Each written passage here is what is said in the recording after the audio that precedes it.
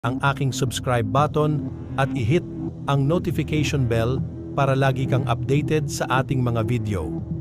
Humanda sa solar superstorm, lakas at panganib ng solar superstorms, ayon sa mga scientist 3 buwan mawawalan ng internet.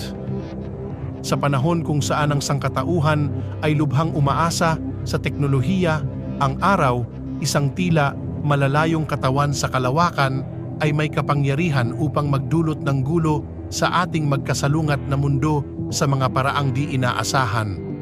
Ang solar superstorms, isang kapanapanabik ngunit maringgal na phenomenon, ay umani ng pansin dahil sa kanilang potensyal na magdulot ng kaguluhan sa ating infrastruktura. Tinutukoy ng mga ito ang mga biglaang pagsabog ng solar activity kung saan inilalabas nito ang maraming charged particles at electromagnetic